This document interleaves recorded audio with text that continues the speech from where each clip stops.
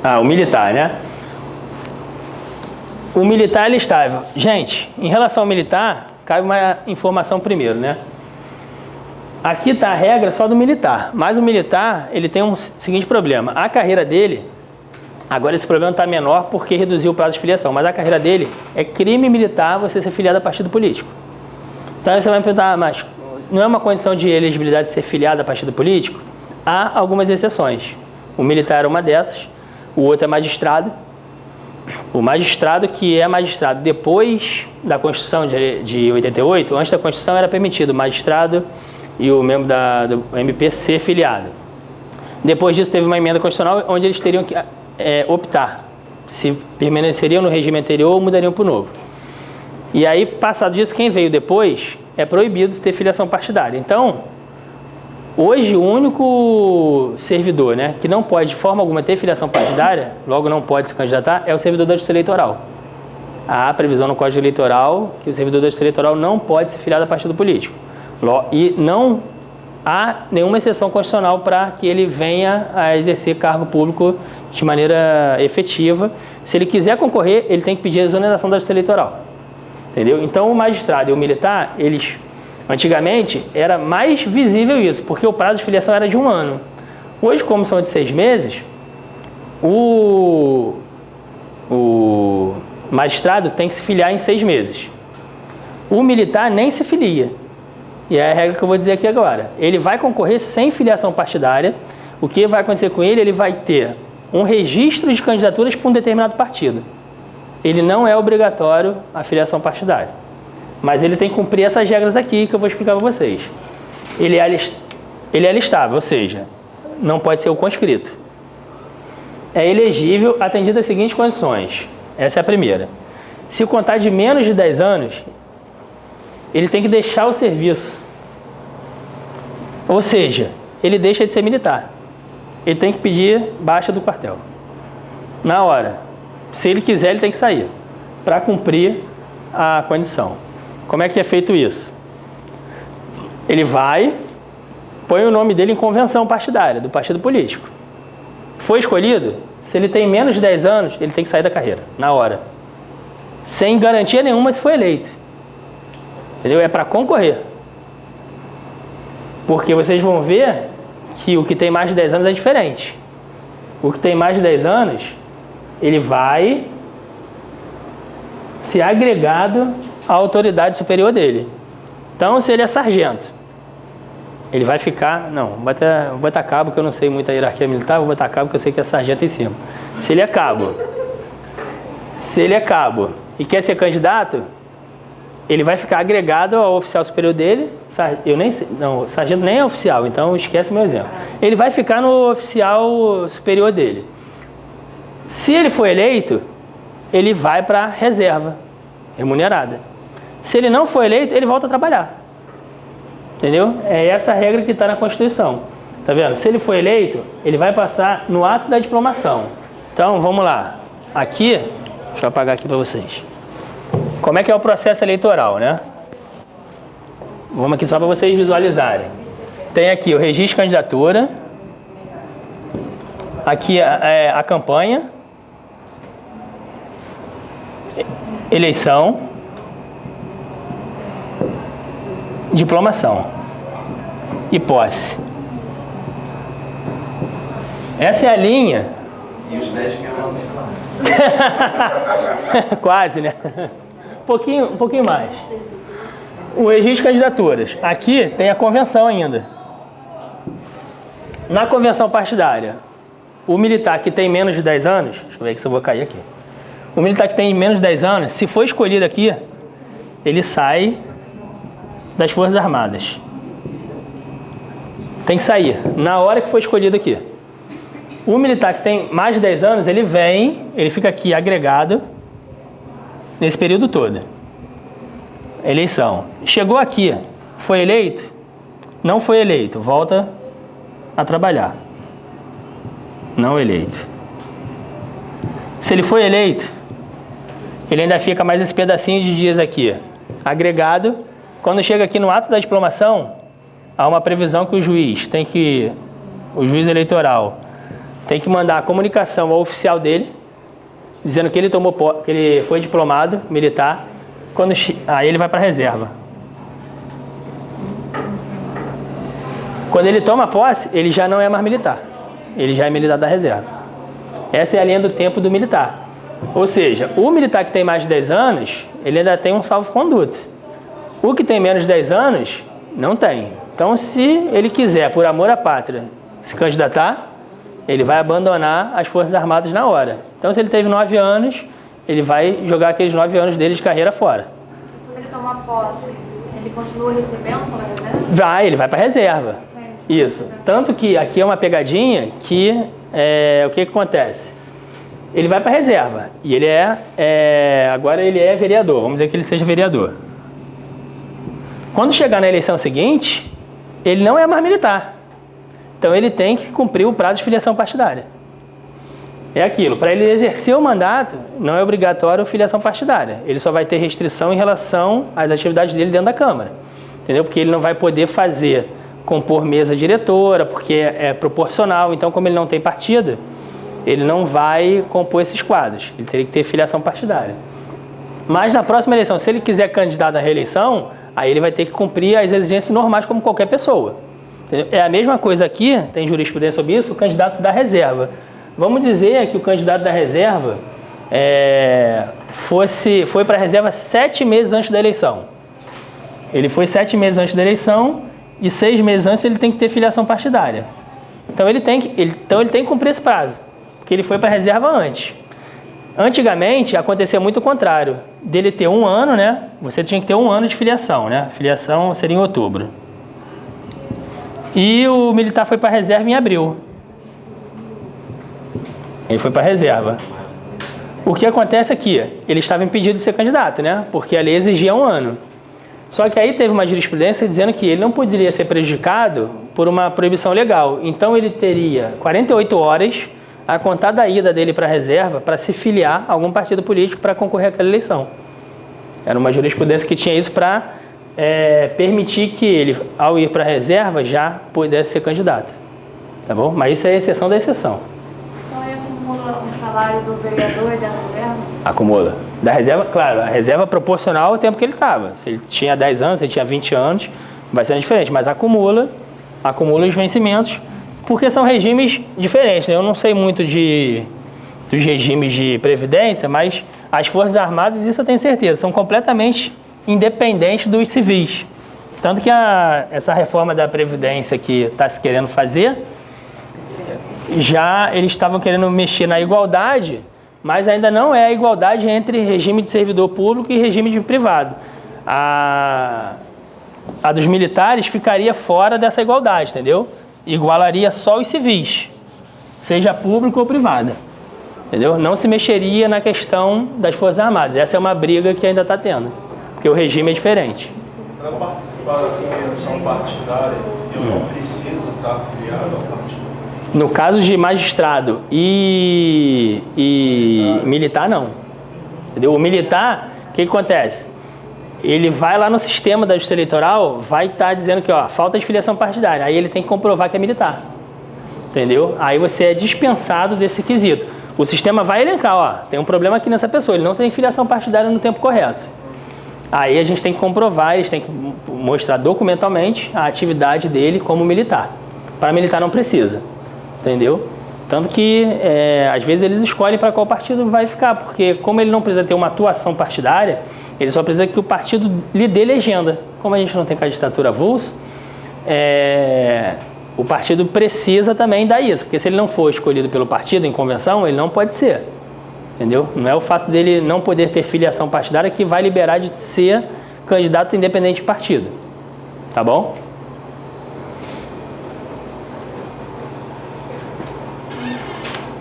Mais uma questão, agora FCC 2012, tá? Eu não botei o local, mas eu acho que essa é de São Paulo. É do concurso que teve de São Paulo. De acordo com as normas constitucionais, é correto afirmar: são inelegíveis no território de jurisdição do titular, o cônjuge, os parentes, consanguíneos, até o 2º grau, ou por adoção do presidente da República ou de quem haja substituído dentro de 6 meses anteriores ao pleito, salvo se titular já de mandato letivo. É o texto literal da lei, gente. Vamos ver só as outras que estão erradas? Eu não quis mudar a sequência para prejudicar, mas vamos lá. São inelegíveis os brasileiros natos extraditados. Aqui tem 2 erros, né? Isso. Nato extraditado não pode, né? Quem está estudando constitucional aí sabe que brasileiro nato não pode ser extraditado. Só o brasileiro naturalizado. E o brasileiro, só por ele ser brasileiro extraditado, vamos dizer que ele fosse naturalizado e fosse extraditado. Ele não passa a ser inelegível pelo fato da extradição, ele passaria a ser inelegível por deixar de ser brasileiro. Porque o brasileiro naturalizado perderia a nacionalidade brasileira ao ser extraditado. Então não seria a extradição que levaria à inelegibilidade, seria a falta de nacionalidade, tá bom? São alistáveis como eleitores militares, ainda que conscritos, durante o período de serviço militar. O ainda que conscrito já matou. É vedado ao legislador estabelecer outros casos de inelegibilidade além daqueles previstos na Constituição da República. Aqui eu não falei para vocês, acho que falei até um passando, mas o que acontece? A inelegibilidade constitucional, ela também é uma norma parcial, né? Ela pode liberar outros casos. A Constituição prevê que o constituinte, o legislador ordinário, faça novos casos, desde que seja por lei complementar. Então, a Lei Complementar 64 de 90 foi a lei que regulamentou essa possibilidade e ela veio sendo alterada ao longo do tempo. A última alteração dela foi a Lei da Ficha Limpa, foi a Lei 135, que incluiu a possibilidade de tornar a pessoa inelegível não mais com trânsito em julgado, que era a redação original, mas com uma decisão de condenação por órgão colegiado, que para o público, né, surtiu bastante efeito em relação ao discurso, mas na prática não teve tanto efeito assim, porque essa decisão do órgão colegiado ela ainda é demorada, ela ainda cabem vários recursos para você chegar a uma decisão de condenação por órgão colegiado. Letra D, né? É vedado ao legislador estabelecer outros casos de inelegibilidade além... Ah, não, essa não é vedado, né? É permitido. Quem desistiu? É o Beto. O Beto desistiu. Vamos lá. O presidente da República, os governadores, os prefeitos podem concorrer a outros cargos no exercício de respectivos mandatos. A outros cargos eles não podem. Eles só podem manter os mandatos no caso de reeleição. Se eles quiserem concorrer a outros cargos, ele tem que sair do mandato. Se ele quiser, o presidente da República, se quiser ser vereador, ele tem que sair da presidência. Na hora. Ele não pode concorrer a isso. Ele só pode concorrer ao mesmo cargo em caso de primeira reeleição. Que também cai em pegadinha de prova assim, já está o candidato reeleito que quer concorrer ao mesmo cargo. Não pode. Ele não pode concorrer indefinidamente para eleições, para a eleição majoritária. Para a eleição proporcional ele pode. Você pode ter, a gente vê aí, tem deputados, vereadores, que estão há anos, são políticos de carreira, né? Ainda levam a família junto. Entendeu? Você pode ir vários anos indefinidamente. Mas qual é o erro dessa assertiva? Aqui, está dizendo que pode. Ele pode concorrer a outros cargos no exercício. Ele não pode. Ele tem que sair. Ele só pode concorrer ao mesmo cargo. Ele é presidente, vamos lá. Ele é presidente de primeiro mandato. Ele quer concorrer a presidente. Segundo mandato. Ele não precisa sair. Se ele for governador, primeiro mandato, e quiser virar presidente, ele tem que se desincompatibilizar 6 meses antes, seguindo a regra constitucional. Aqui tem que dizer ao mesmo cargo ou não podem. Ou não aqui para corrigir a questão, ou aqui ao mesmo cargo de uma reeleição. Entendeu? Essa tornaria. O fundamento está aqui. Artigo 14, parágrafo 6º da Constituição. Tá bom?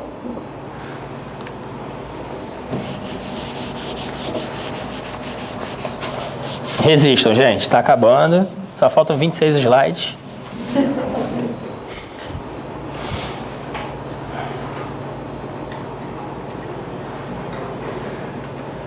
Artigo 15. É vedada a cassação de direitos políticos cuja perda ou suspensão só se dará nos casos de... Vocês vão ver aqui, quem está aí com o slide impresso, não sei se no slide impresso está sublinhada. Tá, né? Porque eu marquei porque, assim, até numa aula é difícil de você decorar isso, porque o que acontece? Essa parte sublinhada é perda. O que não está é suspensão. Isso pela doutrina, porque assim, não tem nenhum lugar que diga isso. O que acontece é, a Constituição de 69, a Constituição não, né? A emenda constitucional que alterou a Constituição de 46, né? Alguns chamam de nova Constituição, mas tecnicamente não é, né? A emenda constitucional de 69, que alterou a Constituição de 45, a Constituição de 67, desculpa, tinha separadinho casos de perda, casos de suspensão. E aí elencava o 1 e o 4 no caso de perda e os outros no caso de suspensão. O que eu quero que vocês gravem, além dessa diferença assim, é em relação à forma, né? O que é perda e o que é suspensão? Não tem um parâmetro definido. O melhor que a gente consegue achar é o seguinte: a perda é alguma coisa mais robusta, alguma coisa que não tem perspectiva de voltar. E a suspensão é alguma coisa efêmera, que daqui a pouco volta. A maioria da doutrina explica assim. E aí a gente vai para o caso concreto, né? Cancelamento de naturalização por sentença transitória de julgado. Transitou julgado, ele perdeu a naturalização brasileira. Ele pode voltar a ser brasileiro? Pode, desde que ele cumpra as regras para se naturalizar. Agora, isso é fácil? Não, isso não é fácil. Primeiro porque, dependendo da sentença de perda da nacionalidade, do motivo, vai ser impossível. Porque se for alguma condenação criminal, você impede, porque as regras de naturalização são 15 anos para o originário de países de não língua portuguesa. São 15 anos de moradia no Brasil com conduta ilibada, tudo bonitinho, né? Tem todo um procedimento. E para os descendentes de países de língua portuguesa, 1 ano de residência no Brasil. Então, ou seja, vamos dizer um português que se naturalizou brasileiro. Para o português é fácil.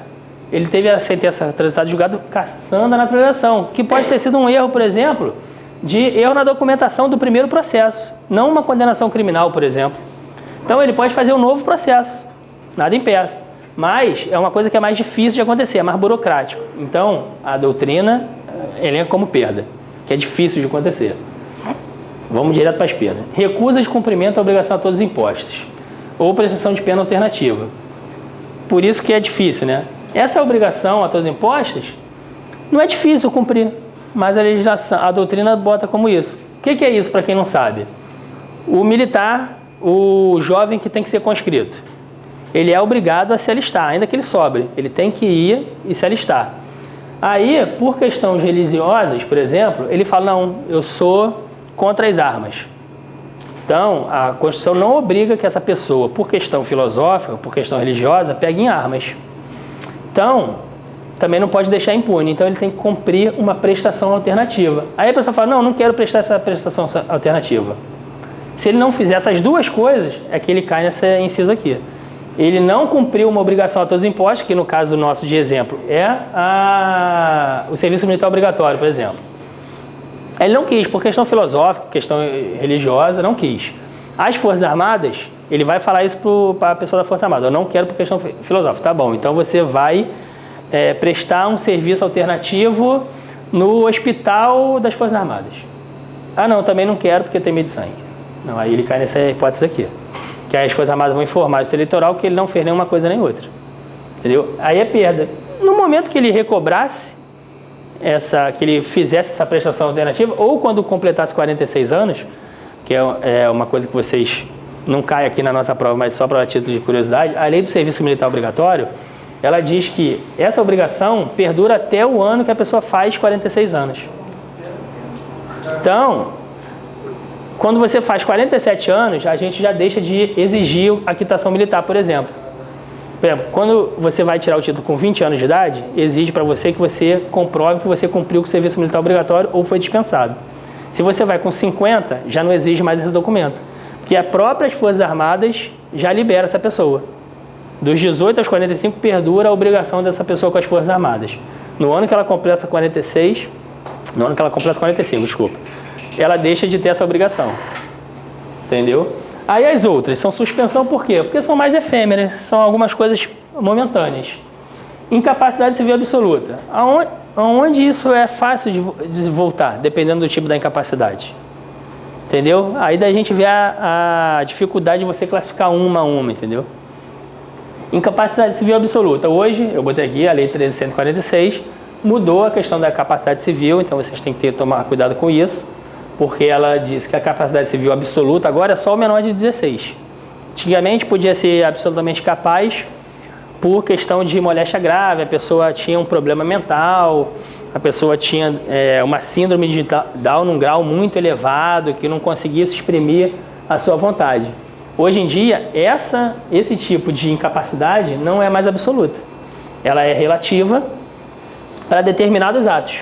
E aí você tem na Lei 13.146 a modificação um pouco da curatela, da tutela e a criação da tomada de decisão apoiada, que é você designar duas pessoas para que junto com você apoie algumas decisões em alguns atos da vida. E o voto não é uma delas. Se você for ver o artigo 85 dessa lei, ela diz que a curatela, por exemplo, ela não pode envolver questões de voto.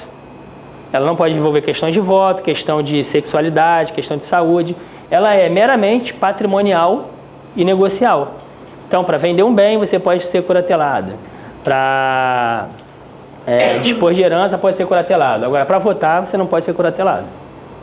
Entendeu?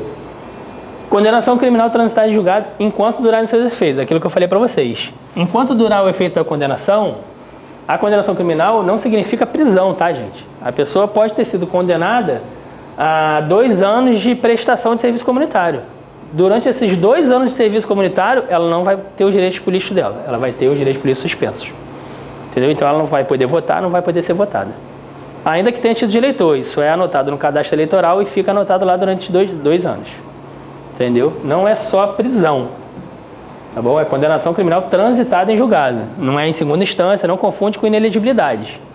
Inelegibilidade é trânsito em julgado ou decisão por órgão colegiado. Não é a mesma coisa. Inelegibilidade não é a mesma coisa que suspensão de direitos políticos. Tá bom? E improbidade administrativa, nos termos do artigo 37, parágrafo 4º da Constituição, é o que fala do LIMP, né? O famoso LIMP, né? Legalidade, pessoalidade, pluralidade. Ele traz improbidade. Foi improbidade administrativa. No artigo 37, parágrafo 4º, ele está com os direitos políticos suspensos durante o período de cumprimento da sentença. Igualzinho aqui, só que muda, porque aqui é só criminal e aí essa aqui seria cível. Entendeu? Aí a cível, essa aqui cai. E o artigo 16 é um princípio, né? O princípio não costuma cair muito em prova de tribunal, ele cai mais para a magistratura. É o artigo 16, a lei que altera o processo eleitoral entra em vigor na data de sua publicação, não se aplicando à eleição que ocorra até um ano antes. É o princípio da anualidade. Aí, ou seja, aqui as duas pegadinhas, né? É o processo eleitoral, porque tem lei eleitoral que entra em vigor, mas não muda o processo eleitoral. E aí não se aplica o artigo 16. Entendeu? E um ano antes. Porque assim, ela está em vigor? Ela está em vigor, só que ela não gera efeitos. Ela não está em vigência. Aquele plano da eficácia, da vigência, ela não gera efeitos. Então, desse princípio tem outro Princípio da anualidade. Dependendo do doutrinador, você vai encontrar um monte. anterioridade. Princípio da anterioridade, princípio da anualidade, princípio da anterioridade eleitoral, porque tem alguns princípios no direito penal, por exemplo, que trazem a anterioridade aí para distinguir, falam da anterioridade eleitoral. Recentemente, o TSE entendeu que essa lei aqui é lato sensu. Eles, inclusive, julgaram que mudança de jurisprudência teria que respeitar esse artigo 16. Porque teve um caso que foi uma mudança muito grande na jurisprudência do TSE e os ministros entenderam que essa mudança se deu, acho que em abril, se eu não me engano, do ano eleitoral. Eles entenderam que não poderia se aplicar, era um caso antigo. E aí que eles mudaram a jurisprudência em abril e que se você aplicasse essa mudança de jurisprudência, algumas pessoas não poderiam ser mais candidatos. E aí eles entenderam que essa mudança jurisprudencial também teria que respeitar o artigo 16. E que, embora fosse decidido em abril, não poderia ser decidido assim, igual assim, para as eleições. Na prova, se tiver a lei e a jurisprudência que alterar o processo eleitoral... Não, errado. É uma Errado, isso. Se tiver as duas opções, então, não. Não, na mesma opção, errada. Ali a jurisprudência é errada. Vai no texto da lei. Não é. Se for no texto da lei, vai no texto da lei. Se tiver jurisprudência, se for fazer uma questão discursiva, você pode usar essa discussão. Se for só literalidade, vai só na lei. Entendeu? Porque eles costumam botar assim, a lei ordinária, a lei complementar, entendeu? Nos concursos de magistratura, eu não vejo muito que eu não vi nas provas dos últimos 6 anos que eu pesquisei, não cai esse princípio aqui, na prova de TRE. Eu vi na prova de magistratura e de promotoria. Entendeu? Tá bom? Você que cláusula pétrea também? Cláusula pétrea e direito fundamental? Olha, cláusula pétrea ela não é, porque a cláusula pétrea tem a relação, né? E aquele a relação do artigo, não vou lembrar de cabeça, artigo 62, não lembro agora, 60 parágrafo, eles são taxativos. Então, se você entender aquela cláusula pétrea, você poderia entender que esse processo eleitoral aqui não poderia ser interpretado dessa forma, entendeu? Porque o que é o processo eleitoral? Não tem nenhuma lei que diz que é processo eleitoral. Então, você cairia no entendimento do magistrado. Isso é um perigo, porque você estaria dizendo que o magistrado pode diminuir uma amplitude da cláusula pétrea. Pode até ter doutrinadores que defendam, entendeu? Não. Se você leu, eu também já li. Já tem doutrinador que defende, mas para você incluir isso aqui em cláusula pétrea, você tem que pegar a cláusula pétrea que fala sobre a manutenção da democracia, entendeu? A manutenção da federação, entender que isso poderia ferir o pacto federativo, entendeu? Dar uma amplitude maior, entendeu? Ela visa na questão, de repente, como ela pode ser colocada, poderia ser colocada. Na parte de discursiva, tranquilamente você pode argumentar isso, porque aí você tem tempo e argumentos para brincar com isso, né? Para dizer que isso feriria a livre disputa eleitoral, você feriria princípios da democracia, do artigo 1º, que aí estaria no rol das cláusulas pétreas, entendeu? Que é a forma federativa, o voto universal, entendeu? Inclusive, há gente que entende que o voto obrigatório não é a cláusula pétrea, porque não está expressamente no rol das cláusulas pétreas, entendeu? E aí dizem que poderia mudar para voto facultativo, porque é a forma de governo, é a forma de Estado e o voto secreto e direto. Não fala a palavrinha obrigatória, entendeu? Quando vai falando no texto legal. Tá bom? Essa é mais uma questão. Eu acho que acabou, gente. Antes que o pessoal durma. Deixa eu ver se acabou. Quando você citou a jurisprudência na explicação anterior, você disse que ela tem que respeitar aquele artigo de qualquer forma, né? Tem. Você estava falando de Artigo 16, isso. Tá bom? Questãozinha rápida. Em relação ao alistamento eleitoral e seus requisitos e a restrição dos direitos políticos, a cidade correta. Ela também é recente, TRE do Piauí. A suspensão de direitos políticos decorre de condenação criminal transitada e julgada e a consequência natural e inafastável da sentença condenatória. Quê? Não, condenação criminal. Não, é essa, gente. É essa. Não ensinei certo a vocês, então. Lê aí de novo, hein? Vê aí se tem algum erro nela. Vê as outras. Vamos fazer por eliminação? Vamos lá? Vamos para B. A restrição dos direitos políticos é decorrente da declaração de inelegibilidade não fundada em improbidade, impede a filiação partidária segundo o entendimento do TSE. Isso aqui foi maldade com vocês, né? Porque eu não dei essa resolução ainda. Mas essa resolução, a 23.117, diz justamente o contrário. A restrição dos direitos políticos decorrente da inelegibilidade não fundada em presidente... Cadê? Não impede, hein? Cadê? A restrição não impede. Cadê? Isso, ó. Não impede. Tem um não aqui, eles tiraram. Isso aí é um artigo da lei, eles tiraram o não daqui. Por que acontece? Aí deixa eu só explicar para vocês até um exemplo para vocês verem. A questão da filiação partidária, antigamente havia uma discussão se a pessoa inelegível poderia ser filiada, porque se ele não está no pleno gozo dos direitos políticos, e a lei fala que para você ser filiado você tem que estar no pleno gozo, se ele poderia. O TSE abriu uma exceção e entendeu que aquela pessoa que está inelegível pode. Porque o que acontece? A gente teve casos concretos, por exemplo, que a pessoa era inelegível com filiação antes e não tinha na lei que essa filiação tinha que ser cancelada. Então ela foi inelegível, ela deixou de ser inelegível em fevereiro, por exemplo, quando o prazo de filiação era 1 ano. E ela quis ser candidata. Teve um caso concreto disso. Deixa eu botar aqui no quadro para vocês verem. Deixa eu apagar isso aqui. Só para vocês visualizarem. A pessoa era inelegível antigamente por 3 anos. Então ela estava inelegível aqui, em 2013. Estava inelegível. Aí chegou, a inelegibilidade dela acabou em 2016. Em abril de 2016. Vamos imaginar que ainda estava na regra antiga, que era 1 ano. Se ela tivesse sem filiação partidária aqui, ela já era filiada antes, mas ela, se tivesse suspendido a filiação dela, ela teria que estar em outubro de 2015 filiada, não é? Se ela estava inelegível e se aplicasse aquela regra ali, ela não poderia concorrer em 2016, porque ela não tinha filiação 1 ano antes. O que o TSE fez julgando um caso concreto desse? Entendeu, em benefício da democracia, que no caso de inelegível, era uma condição suspensiva da filiação, mas não acabava com a filiação. Então, para tornar o ordenamento lógico, se a pessoa que estava inelegível estava com a filiação só suspensa, ele não poderia impedir que a pessoa se filiasse. Entendeu?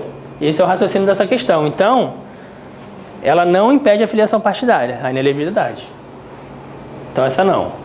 Será cancelada a inscrição do eleitor que se abstiver de votar em 3 eleições consecutivas, salvo se ele cumprir simultaneamente os seguintes critérios: não for obrigatório o exercício do voto e tiver mais de, olha lá, ó, o Rio Card, 80 anos de idade.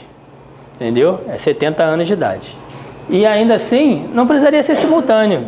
Se ele tiver o exercício do voto facultado, ele já não precisa votar. Ele não precisa ter idade, porque a pessoa pode ser facultado o exercício do voto com 30 anos, se ele for analfabeto.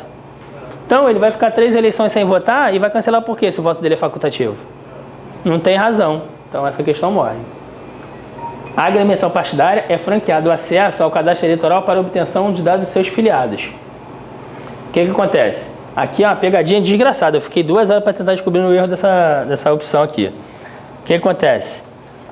A letra da lei fala o partido político. Desculpa. O Diretório Nacional. Então, não é a agremiação partidária que tem acesso. Tudo daqui para frente está certo. Aqui, o texto da lei, o artigo 19, parágrafo 3º. Ela fala: o Diretório Nacional é franqueado o acesso ao Cadastro Nacional de Eleitores, de seu filiado. Só o Cadastro Nacional. E o a perda da nacionalidade brasileira, como ocorre, por exemplo, no caso de naturalização voluntária, não acarreta a perda dos direitos políticos. Ela acarreta. Ainda que seja voluntária, a perda da nacionalidade brasileira acarreta a perda dos direitos políticos. Não é o fato de ter sido voluntário ou não. Então, por eliminação, é essa. Agora, gente, ela é a letra da lei. Ela só falou um pouquinho mais rebuscada. Suspensão de direitos políticos decorre de condenação criminal transitada em julgado. É consequência natural e inafastável da sentença. O que ele quer dizer com isso? O juiz, na sentença criminal, não precisa declarar que o cara está inelegível. Entendeu? Assim, ó, condeno a 10 anos de prisão e inelegibilidade. Ele não precisa fazer isso. Tem algumas condenações que precisam, a criminal não. A da improbidade precisa. Ele pode declarar: declaro a pessoa improba e a suspensão dos direitos políticos, a inelegibilidade por 8 anos. A improbidade administrativa exige que o juiz se manifeste expressamente na sentença da improbidade que a pessoa está inelegível. Tá bom? Vamos avançar. Já me deram um sinal aqui de que faltam 3 minutos para vocês dormirem. Essa aqui, eu vou parar aqui. O outro slide acho que é exercício.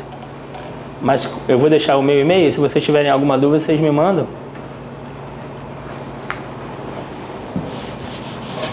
Foi essa, né, que eu parei. É essa aqui.